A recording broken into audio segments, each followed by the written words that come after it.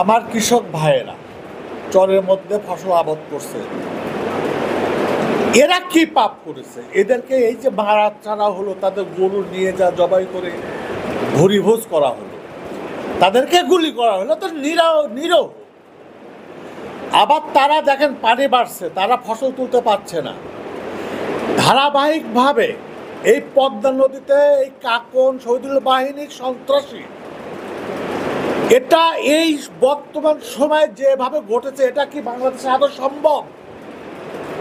আমার প্রশ্ন জাগে, এত বড় ঘটনার পরে প্রশাসন সঠিকভাবে তদন্ত না গিয়ে, কোনো অভিযান না করার ফলে আজকে দেখেন তাদের স্পর্ধা কোথায় গিয়ে দাঁড়িয়েছে। তারা রাজনৈতিক চরিতার্থ। আমাকে, যেটা আপনারা জানেন, আমি একজন মনোনয়ন প্রত্যাশী বাংলাদেশ জাতীয়তাবাদী দলের, এবং আমার প্রতিপক্ষ আছে একটি বিষয় নিয়ে, আপনারা জানেন আমি একটা বক্তব্য এবং নৌ পুলিশকে এর সম্পৃক্ততা আমি বলেছি, আপনারা সবাই জানেন, সে তাৎক্ষণিক পানিশমেন্ট হয়েছে। দেখেন, এগুলো রাজনৈতিক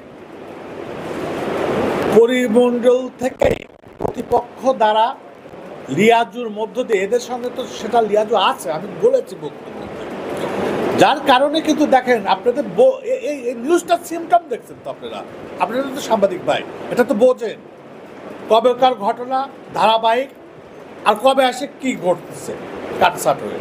তা আমি প্রচণ্ড নিজের নিষ্ঠার থেকে বলতেছি যে এই ঘটনাগুলোর সঙ্গে যেহেতু আমি সম্পৃক্ত না, এবং আপনারাও সাংবাদিক ভাইরা, আপনাদের মতো প্রচণ্ড বিচক্ষণতা আছে, আপনারা বোঝেন এই নিউজটা দেখে, যেটাকে আমাকে ডেলিগেট করা হয়েছে আমার রাজনৈতিক ক্যারিয়ারটাকে ডিস্ট্রয় করার জন্য, এবং আগামী মনোনয়নপত্রের জন্য আমি এটার একটা ব্যাড ইফেক্ট আমার পরে সেই জন্য পরিকল্পিত করা হয়েছে।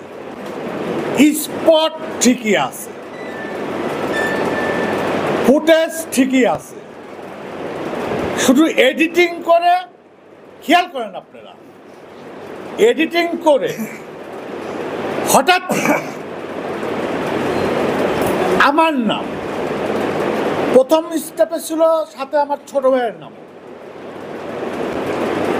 থার্ড স্টেপে যে ধারাবাহিক গত কয়েকদিন ধরে আসছে, খেয়াল করছেন আপনারা, জাকেরা পিন্টু মেনশন, এবং সে নিউজগুলো কত বড় আকার করেছে টিভিগুলো, আপনারা নিশ্চয় বুঝতে পারেন এটা কেমন করে হয়। আমার জাকারা পিন্টু নামে একটা অনুসন্ধানী না করে এমন একটা রিপোর্ট দিল, যেটা অবশ্যই বাইশড